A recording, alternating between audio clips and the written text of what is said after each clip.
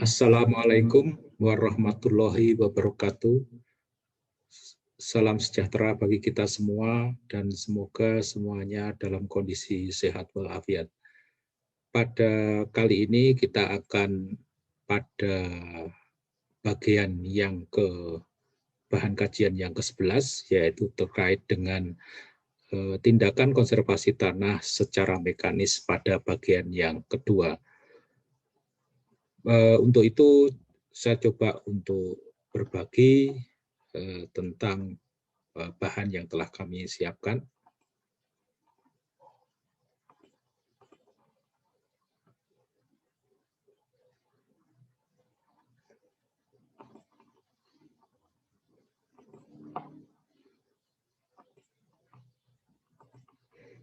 Seperti yang sudah saya sampaikan tadi, bahwa pada kali ini bahan kajiannya adalah terkait dengan pengendalian erosi dengan cara mekanis seri yang kedua.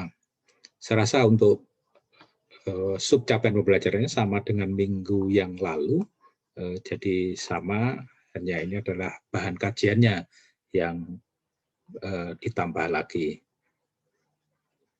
Kalau kita lihat di dalam bahan kajian yang pada hari ini yang kita coba bahas yaitu saluran air di dalam sistem konservasi tanah dan air, kemudian bangunan terjunan, kemudian ada hal yang sedikit hitung-hitungan yaitu pendugaan limpasan permukaan maksimum untuk rancangan saluran air.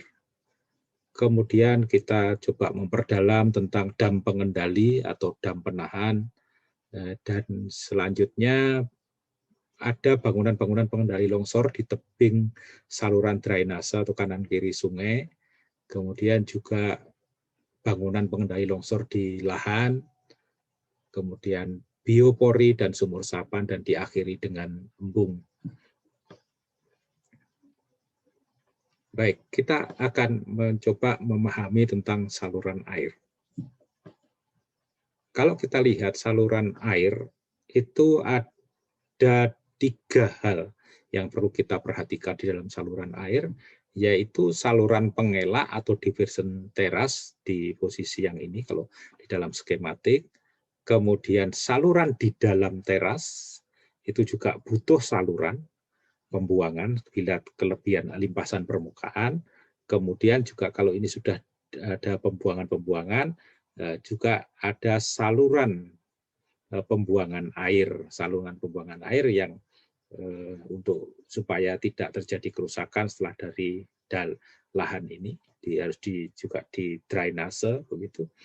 Nah, kemudian umumnya di beberapa tempat saluran pembuangan air ini karena kemiringannya tajam sehingga perlu agar alirannya itu tidak cepat. Untuk tidak cepat maka kemiringan tajam tadi dimodifikasi sehingga menjadi kemiringan yang dapat menghambat atau memperlambat kecepatan aliran, yaitu dengan mengurangi kemiringan. Bagaimana cara mengurangi kemiringan? Yaitu dibangunlah namanya bangunan terjunan atau drop structure. Itu di wilayah-wilayah ini sampai di beberapa sistem drainase yang lainnya. Nah, kalau kita lihat di mana sih sebenarnya saluran pengelak atau saluran diversion atau kadang-kadang disebut dengan saluran teras, yaitu kalau ini misalnya ada hutan, ada kawasan-kawasan yang tidak begitu sebenarnya sudah dikonservasi, namun demikian juga ada potensi terjadinya limpasan permukaan. Sedangkan yang di sini adalah misalnya lahan-lahan pertanian yang dikelola secara intensif. Agar limpasan permukaan di kawasan hutan atau agroforestry itu tidak menyebabkan gangguan di lahan pertanian, maka dibangunlah saluran pemisah antara lahan pertanian dengan lahan hutan ini. Nah, umumnya ini adalah searah garis kontur atau sedikit menurun supaya terjadi aliran.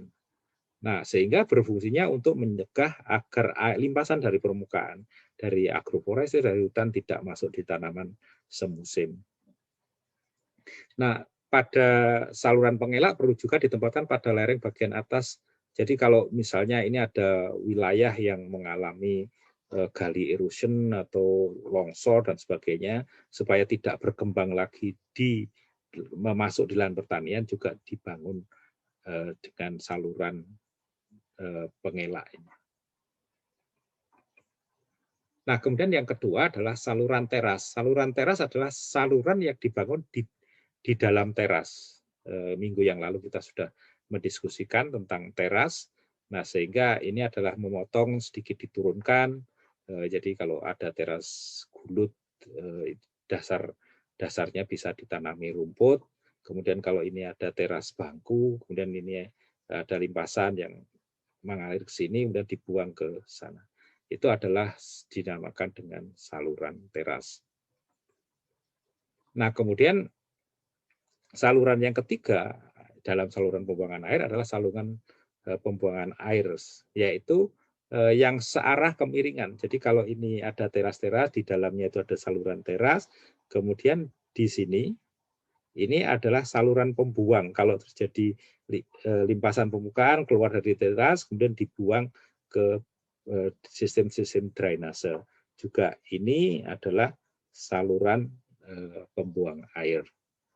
Nah, umumnya supaya tidak terjadi gerusan di saluran ini, dibiarkan rumput-rumput alami itu tidak perlu dibersihkan agar kekasaran permukaannya itu baik, atau sengaja ditanam dengan rumput.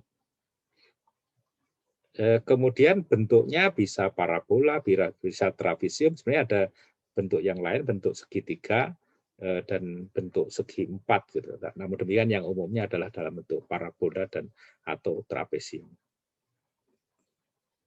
Nah, sehingga kalau ini dibuat saluran yang pas gitu ya, yang dalamnya itu cukup dan sebagainya, maka diharapkan saluran ini tidak terjadi overtopping, jadi tidak terjadi luapan daripada limpasan yang mengalir, kemudian mengalirnya itu juga tidak terlalu deras, walaupun jumlah airnya itu banyak, sehingga tidak terjadi penggerusan di kanan kiri sungai. Jadi di wilayah-wilayah ini juga adalah bagian daripada saluran drainase di dalam sistem lahan pertanian.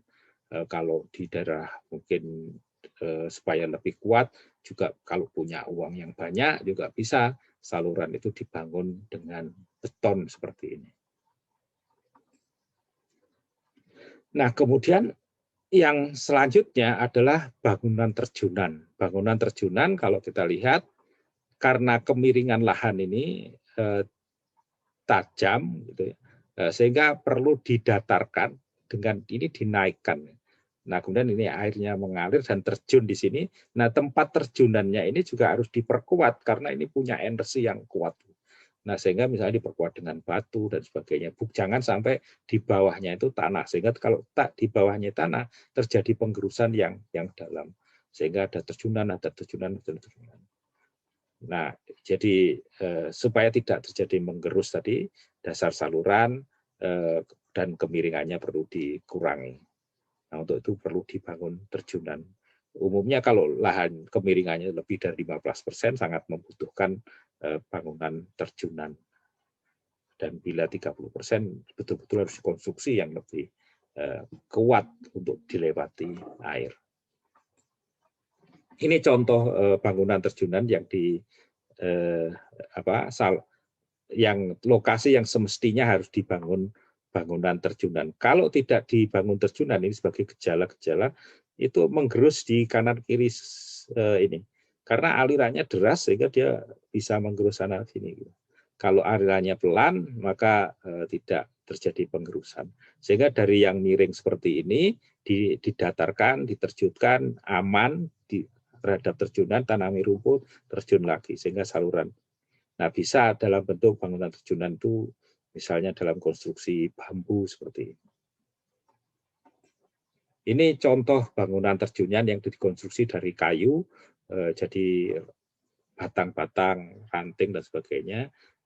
Ini diberi ini batu, ini kayu, kemudian dipatok dan sebagainya. Nah, diharapkan bangunan terjunan ini kuat untuk dilewati air daripada limpasan permukaan. contoh yang lain adalah bangunan terjunan bisa dari konstruksi batu ini. Jadi ini terjunan dari tumpuan batu. Ini juga batu yang dimasukkan di semacam anyaman kawat begitu, bronjong kalau orang Jawa namanya. Kemudian ini juga bangunan terjunan yang dari batu. Bisa juga kalau pada hal tertentu bisa didesain dengan gelangsi yang diisi tanah kemudian dibuat bangunan terjunan ini. Bangunan terjunan yang lain bisa dari bambu seperti ini dan konstruksi seperti ini. Dan itu intinya adalah ini kemiringannya datar, kemudian diharapkan alirannya tidak cepat dan di bawahnya tidak terjadi penggerusan. Kalau aliran lambat tidak menggerus kanan kiri daripada saluran itu sendiri. Ini contoh bangunan terjunan yang di lahan hutan juga bisa dibangun bangunan terjunan sehingga alirannya itu menjadi lamban dan tidak terjadi penggerusan. Kalau kanan kirinya juga ada vegetasi, itu sangat baik. Ini contoh yang lain lagi adalah bangunan terjunan yang dikonstruksi dari bambu. Nah, kalau kita cermati bangunan terjunan itu, ya kenapa di daerah ini itu perlu diperkuat. Jadi ini ada lamban, terjun, semakin merah ini semakin kecepatannya semakin tinggi, sehingga daya gerusnya juga semakin tinggi. Sehingga di wilayah yang kecepatan tinggi ini harus diamankan supaya tidak memiliki kemampuan menggerus. Kalau punya uang ya bisa bangunan terjunan dikonstruksi seperti ini dan seperti ini. Ini juga bisa digunakan untuk ya keindahan dan sebagainya, untuk desain landscape. Ini contoh yang lain bangunan terjunan, sehingga kalau kita lihat dengan adanya bangunan terjunan itu aliran airnya mengalir tetapi lambat. Ini juga demikian. Jadi mengalir, namun demikian alirannya lamban, dan itu juga sangat baik untuk biota-biota di dalam sistem sungai.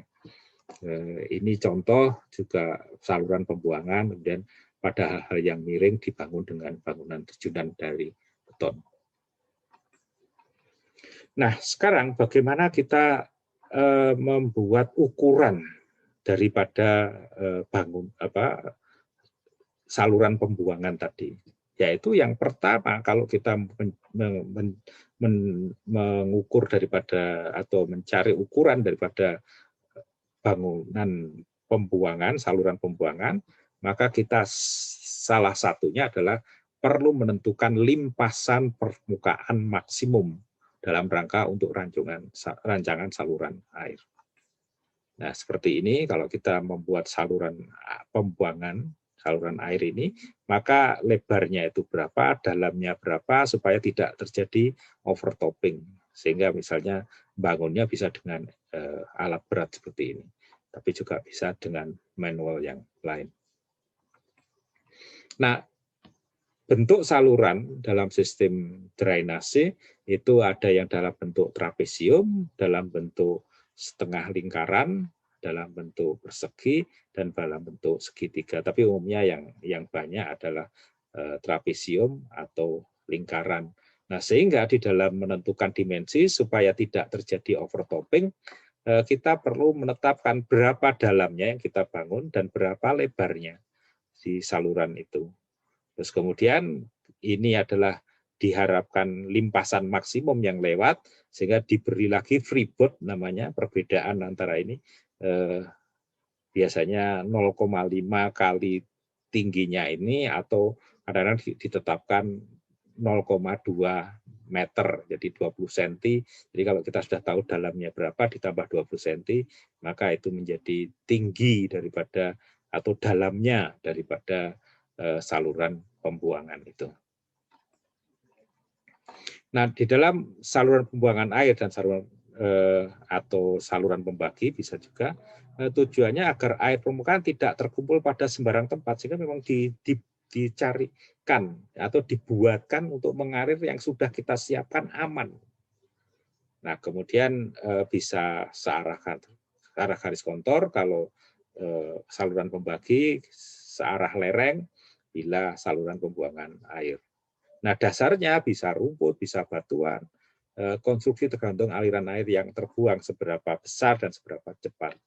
Nah, kemiringannya diupayakan kira-kira ya 5-10%. Pada hal tertentu bisa di bawah 5%. Kemudian kalau memang terlalu di atas itu, maka juga perlu dibangun seperti tadi, dibangun bangunan terjunan. Sehingga butuh pendugaan limpasan permukaan maksimum dalam rangka untuk menentukan dimensi tadi. Cara menentukan limpasan permukaan maksimum itu paling enggak ada dua pendekatan, ada metode rasional dan metode Cook, juga ada metode USDA dan sebagainya. Namun demikian yang pada kali ini kita belajar metode rasional dan metode Cook. Nah, perhitungan limpasan permukaan seperti tadi disampaikan adalah untuk ukuran bangunan saluran pembuangan di teras, saluran pembagi, saluran pembuangan air dan drainase. Sehingga ini semua butuh informasi tentang debit maksimum yang mungkin terjadi di saluran tersebut. Nah, supaya gampang mengingat, pendekatan rasional itu Q maksimum diprediksi dengan agen Amerika. Agen intelijen Amerika itu kan CIA gitu ya, supaya kalian ingat. Nah, sehingga Q Mach itu adalah laju limpasan permukaan maksimum, satuannya meter kubik per detik, kemudian C itu adalah koefisien aliran permukaan. Jadi sangat ditentukan oleh reliefnya, kondisi tanahnya, terutama penggunaan lahan. Ini digunakan tanaman semusim, apa digunakan hutan atau digunakan padang rumput. Bila di dalam saluran itu terdiri dari berbagai penggunaan lahan, maka C-nya dihitung atau di-weighted atau berimbang, yaitu dengan rumus 1/A sigma CI kali A, dan sehingga kita dapatkan C yang terimbang atau weighted itu tadi. Nah, kemudian I adalah intensitas hujan maksimum yang mungkin terjadi dengan periode ulang tertentu dan tergantung daripada waktu konsentrasi aliran itu terjadi di saluran itu. Karena kalau terjadi hujan deras itu butuh waktu untuk jadi konsentrasi maksimum. Maka kita juga perlu menghitung time concentration ini. Nah, kalau yang A itu adalah luas aliran di daerah tangkapannya. Itu berapa luas. Nah, sehingga kalau kita bisa mengetahui C, bisa mengetahui I, dan mengetahui A, maka dengan sendirinya kita bisa menghitung Q Mach. Nah, untuk waktu konsentrasi tadi itu dibutuhkan dalam rangka untuk menghitung intensitas maksimum, maka waktu konsentrasi itu ditentukan oleh luas daerah tangkapan, bentuk tangkapan, relief, penggunaan lahan, dan sifat-sifat tanah yang lain. Nah, ada beberapa rumus yang sering digunakan oleh para ahli hidrologi, yaitu berdasarkan S, berdasarkan Kirkpatrick, berdasarkan Chow, dan berdasarkan Bransby, di mana kalau dari sini waktu konsentrasi ditentukan oleh luasan areal yang kalau ini dipanjang maksimum daripada saluran itu, kemudian S adalah kemiringan saluran yang direncanakan. Atau ini juga menggunakan 3 faktor tadi. Nah, mari kita coba dengan contoh menghitung. Kalau kita lihat misalnya ini ada 2 lokasi, yang 1 dan 2 itu adalah agroforestry, yang 1 adalah agroforestry buah, kemudian yang di sini kayu-kayuan dan rumput, kemudian yang di bawah ini adalah tanaman semusim. Nah, salurannya akan dibangun di titik ini. Nah, kemudian tekstur tanahnya adalah lempung, semuanya ini. Nah, data yang lainnya luas agroforestry di sini, dan di sini dua-duanya ini adalah 30 hektar. Kemudian yang di sini adalah misalnya contohnya luasnya adalah 40 hektar. Infiltrasi tanahnya 3 mm per jam. Nah, salurannya ini dirancang pada kemiringan 1%. Nah, kemudian panjang maksimum dari sini kelihatannya yang paling panjang adalah dari sini ke sini itu adalah 2.300 meter misalnya. Nah, bagaimana kita menghitung limpasan permukaan maksimum berdasarkan rasional formula? Maka yang pertama kita tetapkan nilai C-nya. C di lokasi 1 dan lokasi 2 karena dua-duanya adalah agroforestry. Kalau kita tetapkan bahwa standarnya itu di grup B, jadi tingkat hidrologinya, maka 0,17 dari mana 0,17 itu diperoleh dari tabel. Jadi kalau kita lihat bahwa kalau asumsinya tidak hutan alami begitu mendekati rerumputan agroforestry tersebut, maka kita dapatkan 0,17. Kemudian di tanaman semusim itu kita dapatkan 0,56. Artinya apa sih 0,56 itu adalah 56% kalau terjadi hujan itu akan terjadi limpasan permukaan. Kalau 0,17 artinya kalau terjadi 100%, maka 17% terjadi limpasan permukaan. Itu artinya faktor koefisien C. Dengan asumsi bahwa hujannya, hujan maksimumnya adalah 100 mm per jam, intensitas maksimum yang terjadi. Nah, kembali ke sini, maka dari 0,17, nah kemudian karena ini infiltrasi tanahnya itu di bawah standar B karena lebih lambat gitu ya infiltrasinya, maka dikalikan dengan faktor koreksi dari faktor koreksi grup C yaitu 1,21. Kalau yang lokasi tanaman semusim dikalikan 1,09. Dari mana itu dihitung adalah dari ini. Jadi kalau yang B itu sebagai standarnya itu potensial terjadinya limpasan permukaan itu agak rendah, tetapi tanah tersebut memiliki potensial yang agak tinggi karena infiltrasinya 3 mm per jam. Nah, maka karena ini dikalikan dengan faktor koreksi dari grup B ke grup C, yaitu yang tanaman semusim dikalikan faktor 1,09, yang agroforestry dikalikan 1,21. Nah, sehingga kalau kita lihat, maka dari situ 0,56 tadi dikalikan dengan 1,09. Maka diperoleh 0,61. Demikian juga yang di sini juga dikalikan dengan 0,121, 0,20. Nah, berapa C-weighted-nya seperti tadi, luas totalnya adalah 70 hektar, seper-70 kali 0,0251 dikalikan luas agroforestry-nya 30 hektar, ditambah dengan 0,6 di tanaman semusim dikalikan 40. Sehingga nilai C total di daerah tangkapan ini adalah 0,441. Sehingga dengan begitu kita bisa menetapkan nilai C-nya. Nah, sekarang kita menetapkan nilai I-nya. Bagaimana cara menetapkan nilai I-nya? Ada metode yang namanya metode Gumbel.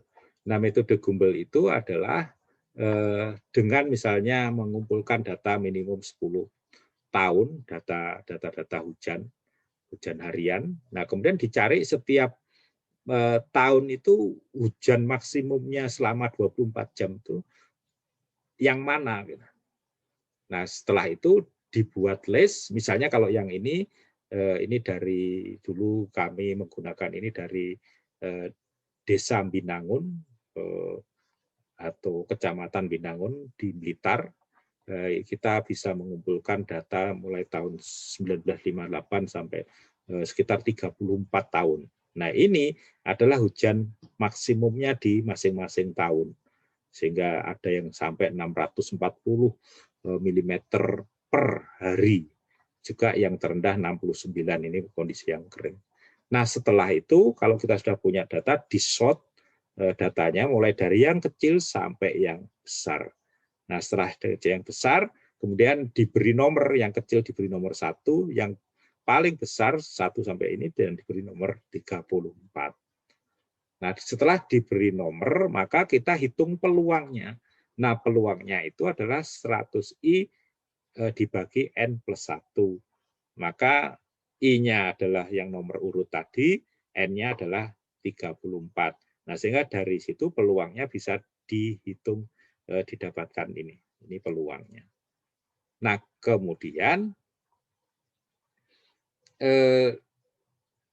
yang data hujan ini, karena di dalam teorinya itu ada hubungan linier antara peluang dengan log daripada hujan maksimumnya. Maka hujan maksimumnya itu diberi log 24 jam, maka dapatkan data ini.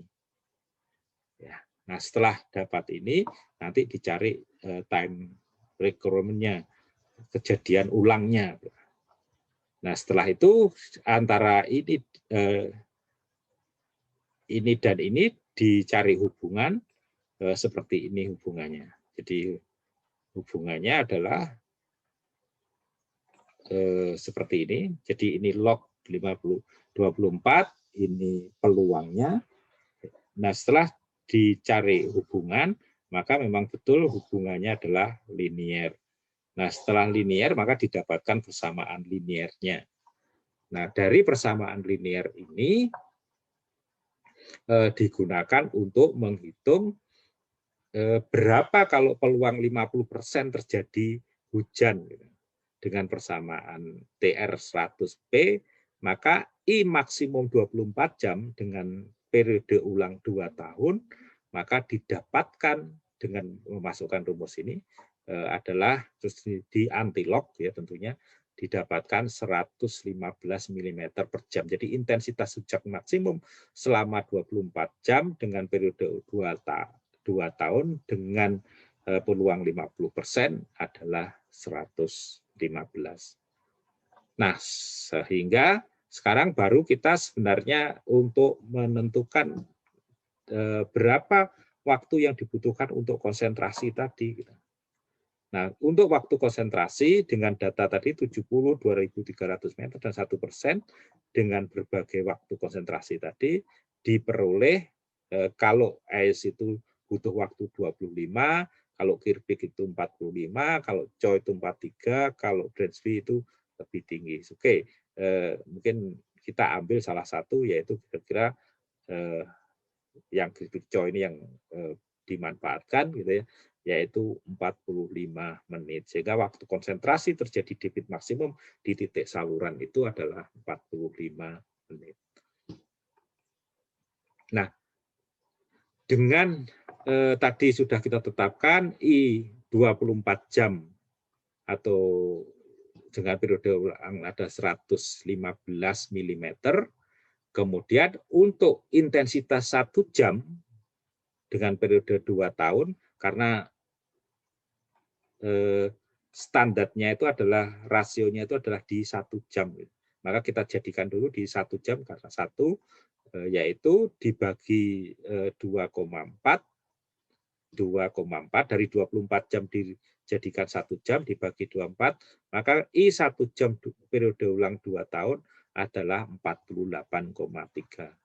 Nah, sekarang dengan time konsentrasi 45 menit, maka 48 ini dicari dulu.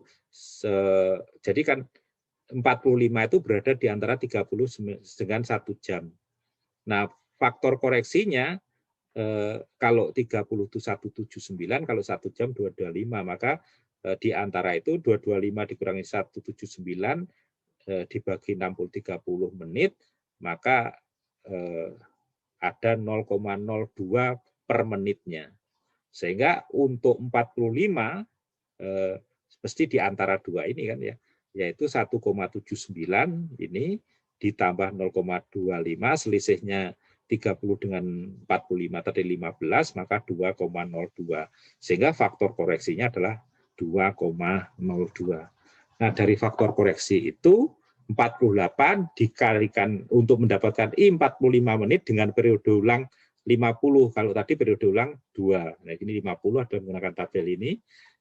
Maka diperoleh 48 ini ada 98 mm per 45 menit. Intensitas maksimum 45 dalam 50 dengan periode ulang 50 tahun. Supaya kalau periode ulangnya semakin tinggi itu bangunannya semakin aman. Karena itu akan terjadi 50 tahun lagi, 50 tahun lagi dan sebagainya. Nah, sehingga ini 98 dibagi 45 ada 2,18 mm per menit. Kalau dari milimeter dijadikan meter kubik per hektar itu dikalikan 10 ya kalau yaitu 21,8. Nah, dari situ kalau dijadikan detik maka 21,8 dibagi 60 karena 1 menit 60 detik, nah, maka ketemu I 45 50 tahun adalah 0,36 meter kubik. Nah, sehingga kita bisa menetapkan I dengan time konsentrasi 45 menit adalah 0,363 meter kubik. Nah, dari situ maka kita bisa menghitung Kimaknya, yaitu bahwa C sudah kita tetapkan tadi, I-nya 0,36 dan A-nya luas totalnya adalah 70 hektar. Dari situ kita bisa memprediksi bahwa Ki maksimum yang mungkin terjadi di saluran tersebut adalah 11,2 meter kubik per detik. Nah, gampang kan? Semoga mudah.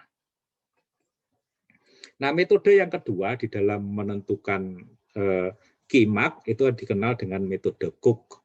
Nah, metode Cook adalah Ki kecil kali R kali FC. Nah, maka untuk mendapatkan Ki RFC, maka yang pertama-tama kita harus menetapkan sigma WAA, yaitu W1, W2, W3, W4. Nah, ini disesuaikan dengan kondisi lahannya, apakah reliefnya itu sangat tinggi dan sebagainya. Nah, karena tadi tanahnya miring dan sebagainya, maka nilai W1-nya yang untuk agroforestry 40, jadi ini 40, kemudian infiltrasi tanahnya adalah 15, kemudian kondisi tanaman penutup tanahnya baik, karena agroforestry 10, kemudian penyimpanan permukaannya juga baik, diberi nilai 10. Sehingga sigma di agroforestry-nya adalah 40, 15, 10, 50 adalah 75 totalnya. Yang di tanaman semusim juga demikian, karena datar sehingga nilainya kecil 20, kemudian namun demikian kondisi W2, W3 dan W4-nya adalah lebih tinggi sehingga ketemu 15, 15, 15 sehingga total WB-nya adalah 65. Nah, sekarang kalau kita sudah ketemu WA, WB, bagaimana kita mendapatkan nilai Q-nya? Q-nya ini diperoleh dari hubungan antara luasan dengan nilai W-nya tadi. Nah, ini sebagai contoh, luasannya adalah 30 hektar yang agroforestry, kemudian W-nya 75, kalau dipotongkan di sana, maka nilai Q-nya adalah 10. Demikian juga yang tanaman semusim Anda bisa kerjakan sendiri. Sehingga dari situ maka ketemulah Q-nya itu 10, kemudian Q untuk tanaman semusim adalah 9. Nah, selanjutnya kita menetapkan R-nya 1,2 dan kita coba FC-nya ini. 1,2 itu dari mana dan FC-nya itu dari mana. Kalau kita lihat FC itu dihitung dari ini ada W2 dan W3. Jadi nilai W2, W3-nya itu berapa? Jadi yang khusus W2, W3, kalau agroforestry itu 25, tadi yang jumlahnya, kemudian apa itu? Yang untuk tanaman semusim 30, maka kalau kita ambil dengan curah hujan 1000 kira-kira yang terjadi di tempat tersebut dengan periode ulang 25 tahun misalnya, maka kita dapatkan yang atau agroforestry 0,83 dan untuk tanaman semusim adalah 0,89 itu FJ-nya. Nah, kemudian R-nya adalah sebenarnya faktor koreksi bahwa itu diasumsikan dirancang di daerah tropika basah. Nah, kalau dirancang di tropika basah, maka dikalikan faktor R tadi adalah 1,2 sampai 1,4. Nah, kita ambil yang 1,2. Kembali ke sana tadi, sehingga yang R ini adalah faktor koreksinya, yang FJ tadi dari tabel tadi, ketemu 0,83 dan 0,89. Nah, dari situ kita bisa menghitung kimatnya adalah 10 dikalikan dengan F di sistem agroforestry ditambah dengan tanaman semusim 9 dikalikan dengan 0,89 dibagi 2. Kemudian dikalikan dengan faktor koreksinya yaitu R, maka kita dapatkan 9,786. Kalau kita bandingkan tadi, kalau dengan rasional formula pada data yang sama kita dapatkan 11, kalau di sini 9-nya dua-duanya bisa diterima lah untuk pendugaan limpasan permukaan. Gampang kan? Semoga teman-teman sudah bisa menghitung limpasan permukaan. Sebenarnya ini juga bisa digunakan untuk menghitung misalnya berapa ukuran sumur resapan misalnya, itu juga bisa kita menghitung kimatnya. Baik, ini sudah. Nah, sekarang kalau kita sudah punya data kimat, maka kita bisa menghitung ukuran saluran berapa dalamnya dan berapa lebarnya. Nah, cara untuk menduga atau menghitung daripada ukuran saluran itu dengan metode Manning, bisa dengan metode Durbach, dan sebenarnya ada software kanal, juga ada online. Gitu. Jadi teman-teman bisa juga menghitung dengan online tadi. Nah, coba kita yang dengan metode Manning, metode Durbach, dan yang software kanal itu sebenarnya kami punya, tapi tidak didemokan di sekarang ini. Teman-teman juga bisa melihat mengerjakannya di online. Nah, bagaimana dengan metode Manning? Metode Manning ini, maka kita dapatkan tadi, ambil aja kita kimatnya adalah dengan rasional formula. Yaitu kita dapat kimatnya 11 meter kubik per detik, kemudian kecepatan ini kita tetapkan bahwa saluran tersebut berada di tanah liat dengan ditanami rumput sedang, maka dengan menggunakan tabel Hudson ini kita dapatkan 1,8. Jadi kita kecepatannya ini tanah liat ditanami rumput dengan kerapatan sedang. Nah, kita sudah tetapkan bahwa salurannya tadi memiliki kemiringan 1%. Jadi supaya alirannya itu lambat. Nah, dari data ini kita bisa menghitung berapa dalamnya menggunakan nomograf Manning, yaitu caranya ada nomograf Manning seperti ini.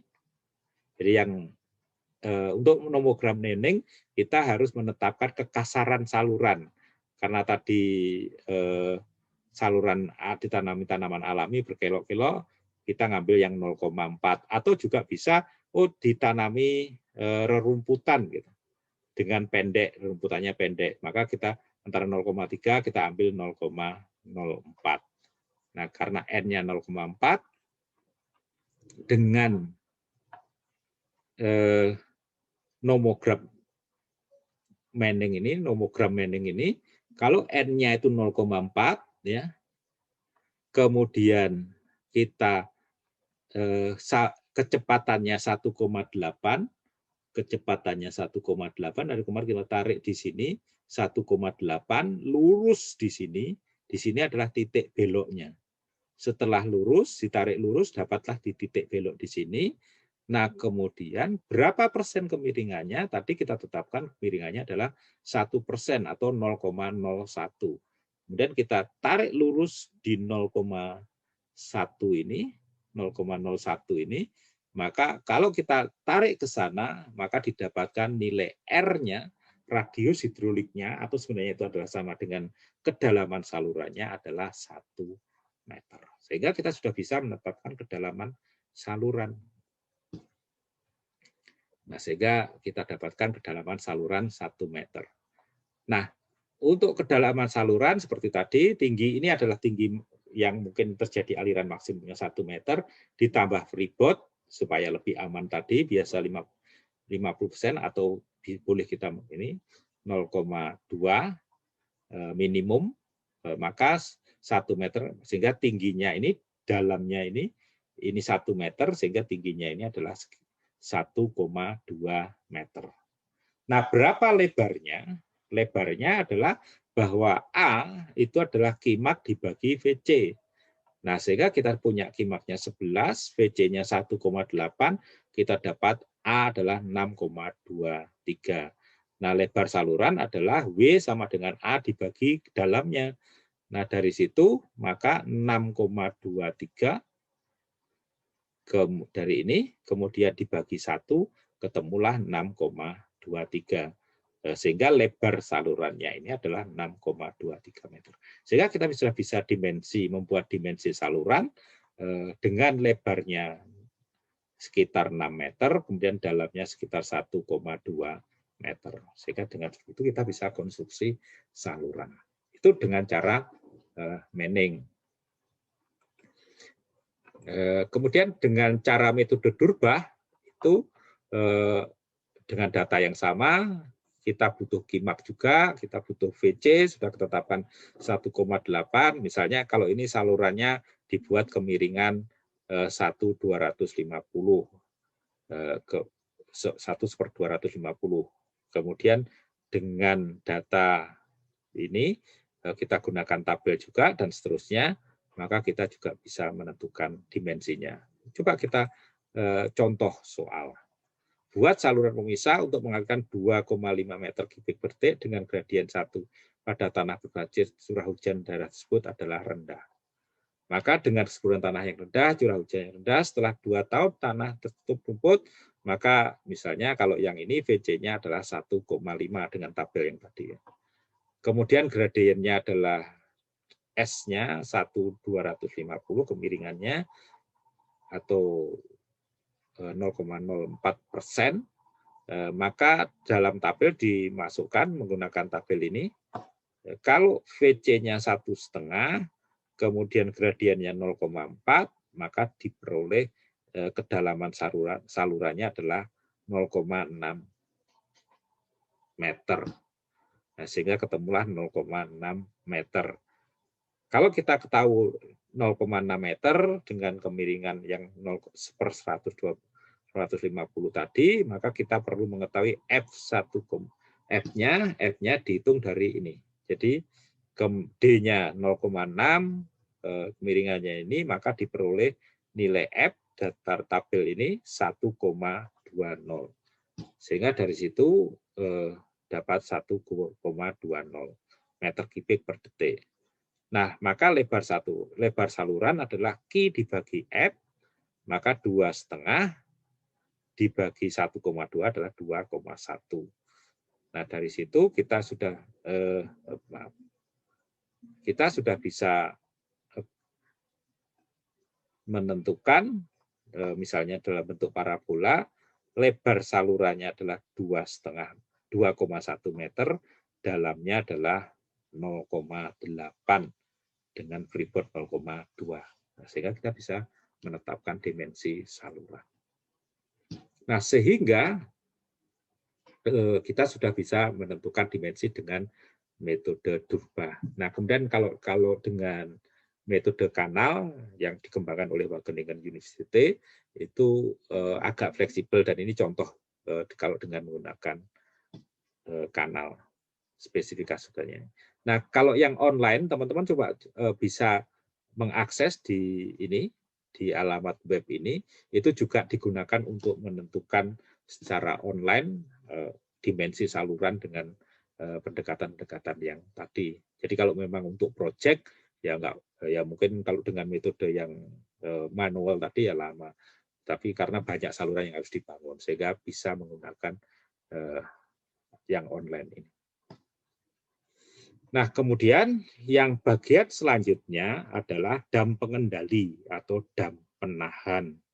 Nah, apa itu dam pengendali atau dam penahan? Ya, kalau kita lihat, supaya alirannya itu tidak tercepat di dalam sistem pembuangan air, maka dibuat penahan.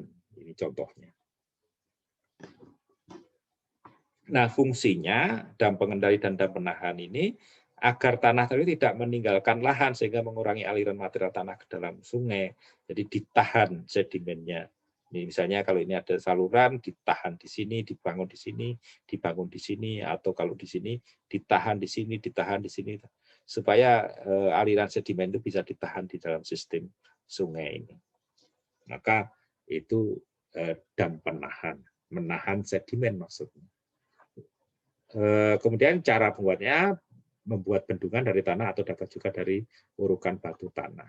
Ini contoh dam penahan kalau menggunakan ranting dan batang. Jadi rantingnya itu ditata seperti ini, kemudian diberi liter di sini atau sersa, kemudian dipatok gitu.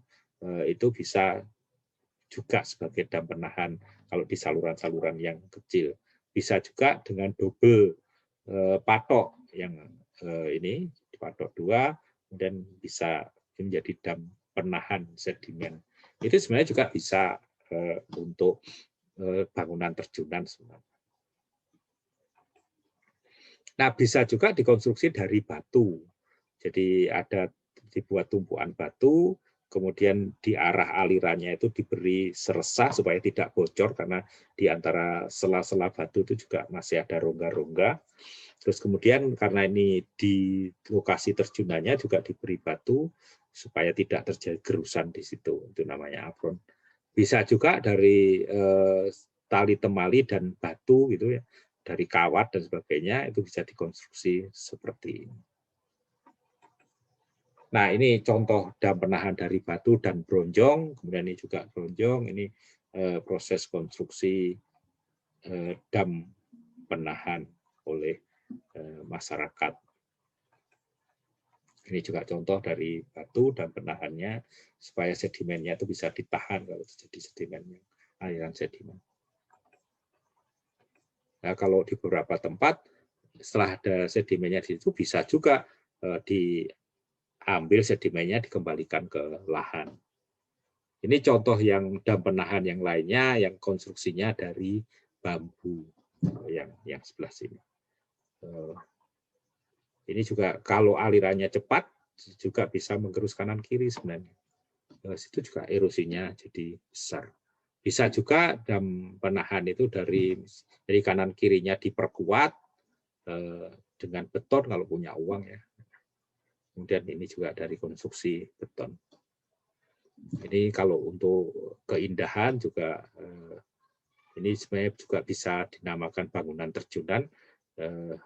Air ini bisa mengalir pelan-pelan dan indah sebenarnya kalau bisa dikonstruksi di landscape-nya.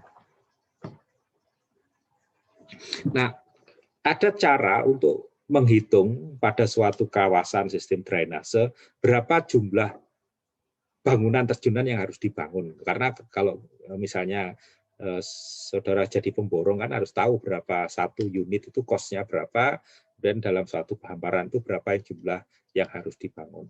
Maka ada rumus HD, HE, K tangan ini, jadi tinggi bangunan dam penahan, berapa tingginya kita tetapkan, dan ada K konstantanya 0,2, atau K bila theta tangannya 0,2, dan K bila kelerengan saluran itu lebih tajam lagi.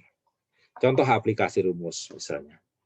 Bila dari panjang total saluran itu ada 2.300, kemudian panjang di lahan agrofit adalah 1.000 meter dan di lahan tanaman semusim adalah 1.300 meter, tinggi bangunannya dibuat 0,75 meter. Dari hasil survei lapangan kemiringan agrofit 40% dan yang di lahan 8%, tentukan jumlah bangunan terjunan yang perlu dibangun.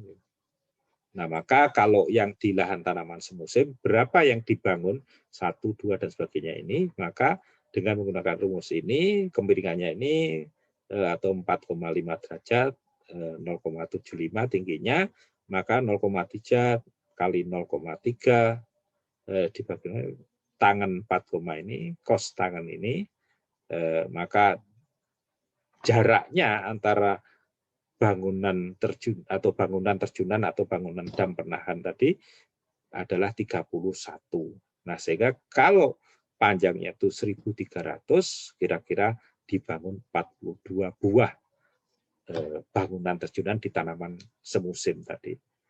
Nah, berapa kalau agroforestry Anda tentunya bisa menghitungnya. Ini saluran, ini bangunan terjunannya bisa dari berbagai bentuk. Baik, nah bagian yang kelima yaitu terkait dengan bangunan pengendali longsor tebing saluran. Jadi kalau sedimennya ditahan, kanan kiri sungai juga tidak boleh terjadi erosi atau terjadi longsor. Nah, maka perlu dilakukan bangunan pengendali longsor tebing saluran. Nah, misalnya seperti ini kan terjadi penggerusan kanan kiri gitu. Ya, ini harus dilindungi. Misalnya ini di sungai, kalau kita lihat ya, di kanan kiri sungai kalau tidak diamankan, ya terus ini longsor. Dan ini juga membawa sedimen yang besar, apalagi yang seperti ini, sampai Pak TNI hayu rapikan. Nah, bagaimana caranya? Maka bisa secara vegetatif, bisa dengan sipil teknis. Jadi kalau secara vegetatif, kalau ini, jadi sebenarnya kekuatan akar pohon itu luar biasa. Jadi bisa mencengkeram dan bisa menjangkar daripada tanah. Nah, kalau ini terjadi limpasan permukaan yang besar, gitu, maka bisa menahan tanah ini supaya tidak terjadi kerusakan. Sehingga dengan menanam pohon di kanan kiri sungai itu menjadi sangat penting dalam menahan kestabilan kanan kiri sungai. Nah, sehingga sangat penting dilakukan penanaman pohon di kanan kiri sungai supaya tidak terjadi erosi tebing di kanan kiri sungai, sehingga ada kanan kiri sungai itu ada pohonnya seperti ini. Ya. Ini indah, kemudian juga bisa sebagai filter dan bisa juga menahan daripada erosi tebing. Kalau secara sipil teknis bisa dibangun bronjong seperti ini untuk memperkuat, bisa dari batu, bisa dari ini berapa ijuk, kemudian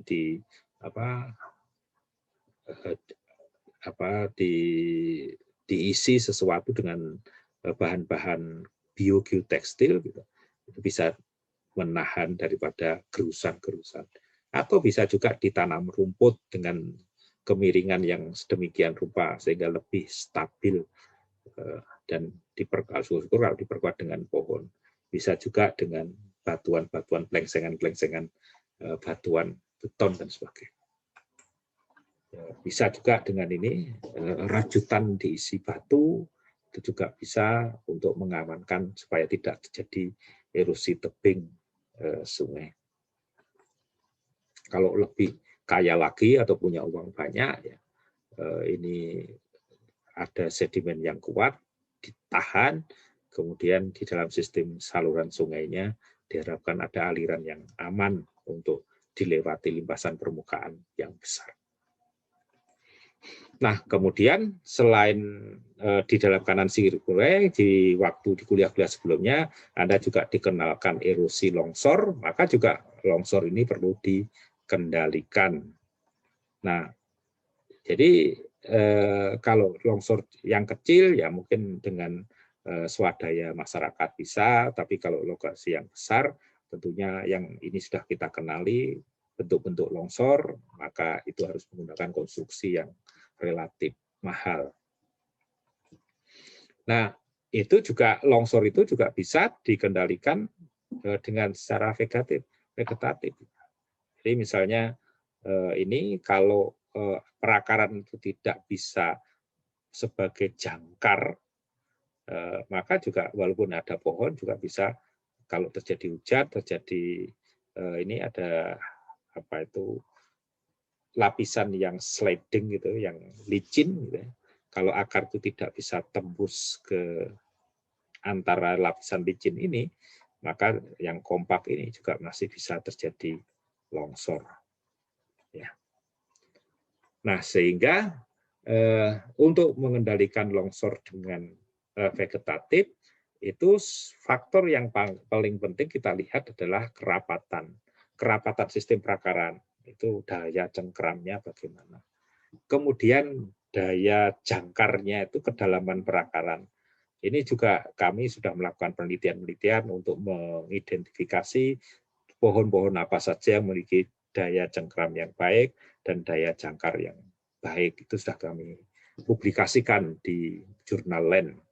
Nah, kemudian juga ditentukan oleh kekuatan akar itu sendiri, di mana kalau diameter yang besar, kekuatannya besar, kalau berat jenisnya itu tinggi, artinya batang atau akar itu padat, ya tentunya lebih kuat, kandungan ligninnya itu tinggi, lebih kuat, dan memiliki elastisitas yang tinggi, tidak mudah putus, maka itu aspek-aspek yang perlu dipertimbangkan untuk memilih tanaman. Nah, sehingga ini adalah daya jangkar, ini adalah daya cengkeram, mencengkeram tanahnya. Nah, ini contoh dari Pak Junun, dari dosen UGM, juga telah mempublikasikan, Anda bisa lihat ini juga dalam upaya bagaimana strategi merancang untuk menstabilkan lereng supaya tidak terjadi longsor dengan berbagai jenis vegetasi, karena setiap vegetasi memiliki daya cengkeram dan daya jangkar yang beda-beda, sehingga itu satu dengan yang lainnya bisa mendukung satu dengan yang, sehingga rancangan-rancangan ini menjadi penting di dalam menjaga longsor. Yang lainnya adalah Pak Presiden pun sudah sampaikan pada saat tahun lalu banyak kejadian longsor, merekomendasi adalah dengan rumput vetiver grass. Silahkan teman-teman melihat apa sih rumput vetiver ini. Ini juga bisa untuk menahan tebing dikombinasi dengan dengan geotekstil. Lokasi ini ditanami rumput, maka jadi rumput. Memang betul, ini contoh ya, vetiver itu memiliki sistem perakaran yang sangat ekstensif dan dalam. Bayangkan ini vetivernya bisa sampai ini orang ya, tinggi orang, sangat rapat, sehingga itu bisa juga menjaga kestabilan lereng. Kemudian di beberapa tempat, misalnya ini di Meksiko, itu lahan-lahan yang miring supaya bisa ditahan oleh tanaman, maka ada hydroseedling, jadi semprot dengan berbagai jenis benih dan pupuk dan sebagainya pada saat awal musim hujan, diharapkan tanaman-tanaman ini bisa menahan kemiringan. Bisa juga misalnya ini dengan rerumputan untuk menahan kemiringan tadi. Nah, bila alternatif lain adalah bisa dengan misalnya dengan bambu dijaga, bisa dengan ban bekas, bisa juga kombinasi antara ini beberapa desain beton dikombinasi dengan vegetasi. Bisa juga misalnya dengan kombinasi menggunakan serah-serah dan ini ditanami sehingga juga bisa untuk vegetasi. Kalau yang longsornya besar, misalnya besar begini, ada wilayah ya bisa kombinasi antara saluran, beton dan sebagainya, sistem drainase. Jadi di bawahnya itu di drainase, sebenarnya penyebab longsor itu kan akumulasi limpasan permukaan di dalam tanah, sehingga dibuat sistem-sistem drainase. Sehingga ini adalah hasil rehabilitasinya dengan berbagai kombinasi tindakan-tindakan mencegah longsor. Ini kalau lebih canggih lagi. Jadi untuk misalnya untuk rel kereta api, untuk perumahan dan sebagainya itu diberi penguat, kemudian diberi sistem drainase dan sebagainya sehingga lereng ini menjadi stabil sehingga itu betul-betul aman untuk bangunan, aman untuk infrastruktur dan sebagainya. Ini contoh yang lain lagi dengan sistem drainase yang canggih. Kalau untuk investasi-investasi yang besar dengan sistem drainase yang dibuat lubang-lubang yang dalam seperti ini. Ini contoh dengan dibuat terasiring seperti ini, kemudian diberi penguat-penguat dari batu, bisa juga diberi semacam jaring-jaring gitu supaya tidak terjadi runtuhan. Kemudian bisa juga dengan rumput, tetapi di dalamnya diberi sistem-sistem drainase di dalamnya. Itu juga untuk menstabilkan kemiringan supaya tidak terjadi longsor. Alternatif lainnya adalah menggunakan geotekstil untuk mengcover. Ini biasanya geotekstil dikombinasi dengan tanaman, macam-macam geotekstil, ada dari jute, ada dari beberapa jenis, bahkan ada dari beberapa dari bahan semacam plastik, dan ada beberapa dari woven. Ini juga jadi bahan-bahan untuk mengendalikan longsor. Ini contoh longsor yang lain nih, bahwa longsor itu kelihatannya semuanya sudah aman karena ada vegetasi dan sebagainya, dibangun bendungan, diharapkan bendungan ini bisa dimanfaatkan untuk kesejahteraan manusia. Tetapi longsor itu juga bisa disebabkan karena gempa bumi. Ini terjadi di Jepang. Setelah terjadi gempa bumi, terjadi retakan dan bendungan ini terjadi longsor dan dipenuhi dengan sedimen. Jadi ini kejadian yang extraordinary gitu. Jadi karena gempa itu juga bisa menyebabkan longsor. Nah, kemudian teknologi yang selanjutnya adalah teman-teman sudah sering mendengar, yaitu biopori dan sumur resapan. Nah, ini adalah bor yang digunakan untuk membuat biopori, harganya tidak lebih dari Rp100.000.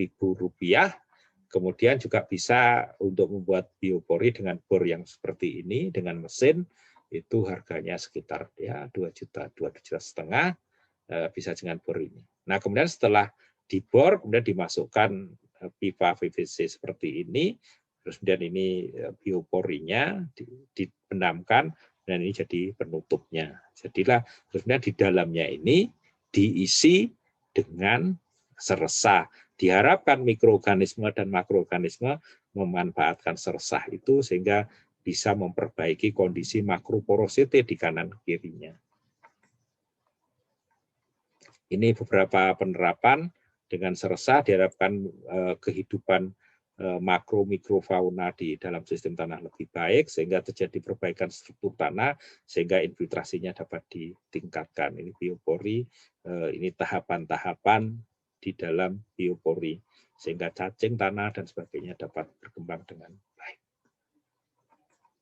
Nah, kemudian kalau sumur resapan sebenarnya yang paling aman supaya tidak mengalami sedimentasi, sumur resapan itu dibangun adalah menampung limpasan dari atap rumah. Karena kalau atap rumah kan airnya bersih, ditampung, dimasukkan ke sumur resapan. Kalau di tempat-tempat tertentu yang misalnya masih ada sedimen, ya tentunya sumur resapan ini bisa terisi sedimen. Nah, sehingga ini perlu dipikirkan desainnya bahwa sumur resapan itu harus diupayakan air yang mengalir adalah air yang jernih.